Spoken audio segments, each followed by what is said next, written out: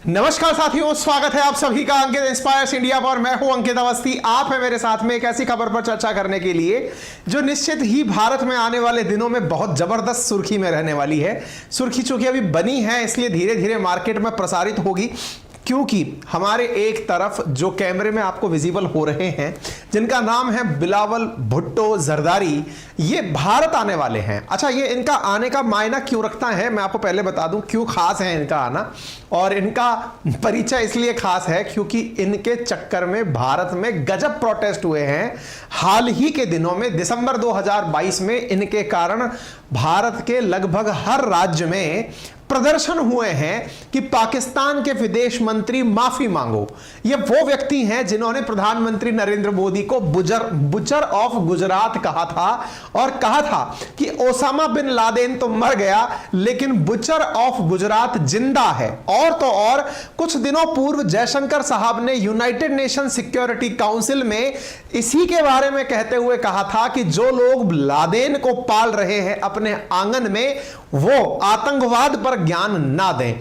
ऐसी स्थिति में इन तीनों का जो हाल ही के समय में चला हुआ शब्दों का संकट है या शब्दों की जो लड़ाई चली है, वो लड़ाई वाला व्यक्ति जब इंडिया आएगा तो क्या इंडिया में लोग इस व्यक्ति का विरोध करने सड़कों पर उतरेंगे?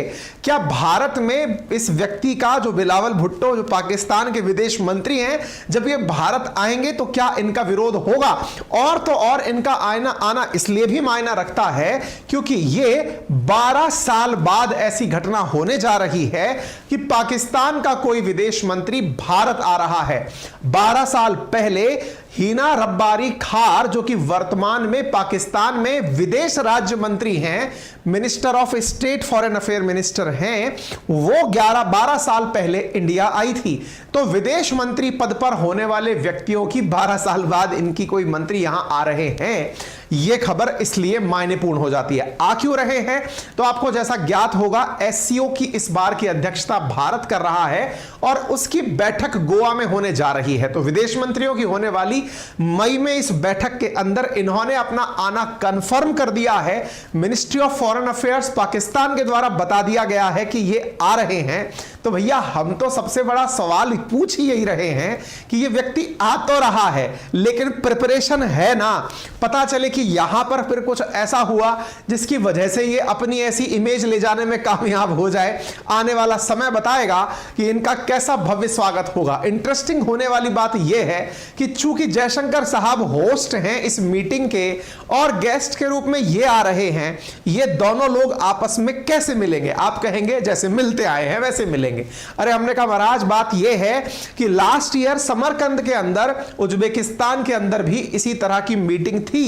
हमारे जयशंकर साहब ने एससीओ के जो अन्य मेंबर्स हैं उनके विदेश मंत्रियों से तो मीटिंग की थी, बैठक की थी, साथ में टेबल पर बैठने पर हैंडशेक किया था, लेकिन इनकी तरफ झांके भी नहीं थे।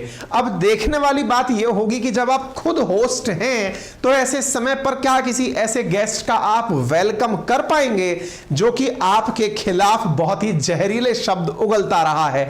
बड़ा ही इंटरेस्टिंग होगा वो मंच अगले महीने गोवा में जब ये सारे लोग एक साथ एक मंच पर होंगे। बड़ी इंटरेस्टिंग चीजें होने वाली हैं। चलिए आपको थोड़ा इतिहास से बताना शुरू करते हैं और फिर इस बात को घटना को सिलसिलेवार तरीके से आपसे साझा करते हैं।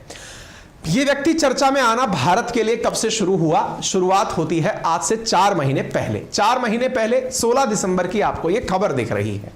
आपको याद होगा यूनाइटेड नेशंस के अंदर यहां पर इनकी स्टेट मिनिस्टर यानी कि इस बिलावल भुट्टो की जूनियर मिनिस्टर हैं हीना रब्बारी खार, जिन्होंने हाल ही में समरकंद में ही एक और इंसल्ट करवाई थी जब रशिया के जो सर्गेई लेवरोव हैं वो विदेश मंत्री के रूप में इनके सामने बैठे थे और वो इनसे पूछ रहे थे कि मैडम आपकी टीम कहां है? तो इन्होंने जवाब देते हुए कहा था कि सर आजकल हम छोटी टीम के साथ चल रहे हैं, हमारे पास लोगों का अभाव है।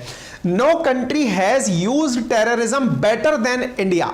ऐसी बात इन्होंने बोली थी 14 दिसंबर 2022 को कि आतंक का जितना उपयोग इंडिया ने किया है, यानी आतंक का उपयोग भी होता है, यह बात अपने आप में गजब बड़ी है। तो ऐसी स्थिति में इन्होंने कहा था कि कोई भी देश इंडिया से बेहतर आतंक का यूज नहीं कर पाया है।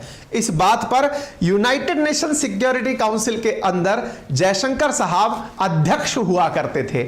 उन्होंने इन्हें लपेट लिया और लपेटते हुए करारा जवाब देते हुए कहा कि जो लोग लादेन को पनाह देते हैं वो हमें उपदेश ना दें, क्योंकि दुनिया को यह ज्ञात हो कि जिस लादेन ने अमेरिका के ऊपर 9/11 का संकट उत्पन्न किया था वो लादेन पाकिस्तान के ही एटमाबाद में मारा गया था। आगे बढ़ते हैं, आपके सामने यह वो वीडियो है जिसमें जयशंकर साहब ने वीडियो में यह लाइन बोलते हुए कि मैं प्रेसिडेंट हूं यूएनएससी का, इसलिए मेरे पदीय दायित्व अलग हैं, लेकिन फिलहाल के लिए मैं नेशनल कैपेसिटी में कहना चाहूंगा कि जिन्होंने लादेन को पाला है वो हमें ज्ञान ना दें। यहां पर हुई अंतरराष्ट्रीय बेइज्जती नंबर 1 स्तर की। फिर साहब हमने यहां पर दिखाया पाकिस्तान के फॉरेन मिनिस्टर जो हैं वो हमारे विदेश मंत्री के बयान से आग बबूला हो गए। फिर उन्होंने अपने शब्द भेदी बाण चलाए, और जब शब्द भेदी बाण चलाए तो दिन हो गया 16 दिसंबर। इन्होंने बाण चलाए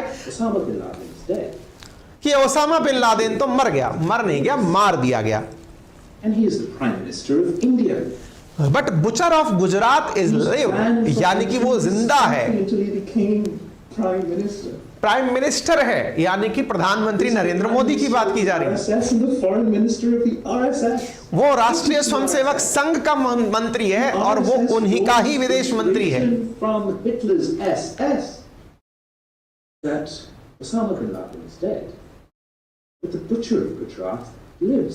जनाब ने ये बात बोली, अब बोली तो फिर इंडिया में आप प्रोटेस्ट देखिए, पाकिस्तान मुर्दाबाद, पाकिस्तान होश में आओ, पाकिस्तान औकात तुझे दिखाएंगे, धूल तुझे चटाएंगे।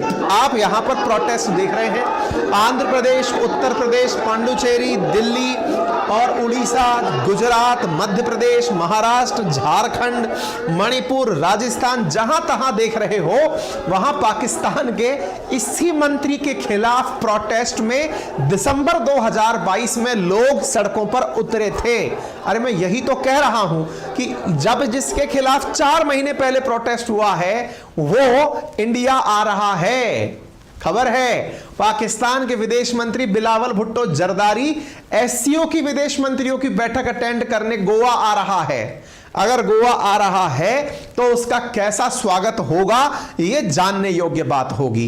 12 साल बाद कोई विदेश मंत्री एससीओ समिट में इंडिया आ रहा है, लेकिन बड़ा सवाल बनता है कि 12 साल आफ्टर ऑल लग क्यों गए। क्या किया इन्होंने? भारत के अंदर पुलवामा जैसा जख्म दिया, इन्होंने भारत में उरी जैसा जख्म दिया। ऐसे जख्मों के बाद में अब भारत की बारी थी। भारत ने इनकी दुखती हुई नस को ही तोड़ दिया और वो नस थी कश्मीर के प्रति इनका सिंपैथाइजर होना।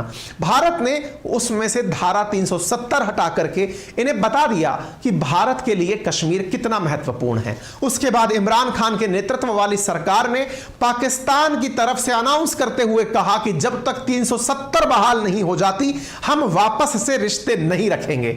अरे जनाब, रिश्ते तो भारत ने ही आपसे तोड़ रखे थे आपके आतंकी घटनाक्रमों के चलते, लेकिन आप अपने आप को दुनिया के सामने यह दिखाने के लिए कि दोस्ती हमने तोड़ी है, दुश्मनी हमने शुरू की है, तो आपने 370 की आड़ ले ली। लेकिन उस आड़ के चलते इनका पूरा देश एक साथ होकर पिल गया।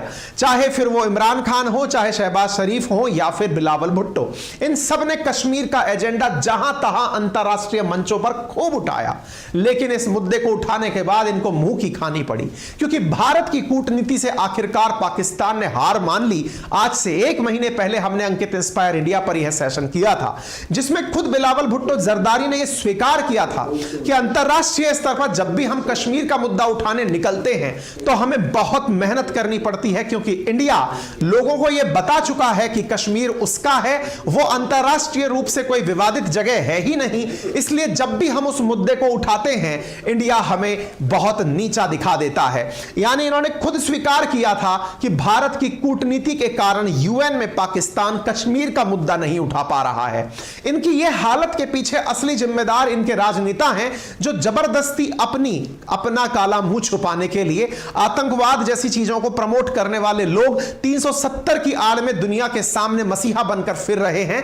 उन्हें भारत ने दुनिया में अपना असली चेहरा दिखा दिया। मेरे प्यारे साथियों, अंतरराष्ट्रीय स्तर पर एससीओ में भारत का पक्षधर रूस है और चीन पाकिस्तान का पक्षधर है। तभी तो रूस द्वारा जो मैप जारी किया जाता है एससीओ का, उसमें भारत का पूर्ण नक्शा दिखाया जाता है, जिसमें भारत के नक्शे को आप यहां देख सकते हैं। स्पुतनिक जो कि रूस का अखबार है, उसके अंदर इस प्रकार से पूरा इंडिया का प्रॉपर मैप दिखाया जाता है, क्योंकि इंडिया को सपोर्ट रूस करता है, जिसने कि 2018 में भारत को एससीओ का परमानेंट मेंबर बनवाया था। उम्मीद है आप सभी साथियों को यह जानकारी जानकर अच्छी लगी होगी। आपसे गुजारिश है, अगर आपको यह जानकारी सुनकर अच्छी लगी है, आप बड़ी संख्या में उपस्थित हैं, अगर आप इस वीडियो को लाइक कर दें तो हमारे लिए आपकी तरफ से एक बहुत ही बेहतरीन गिफ्ट होगा।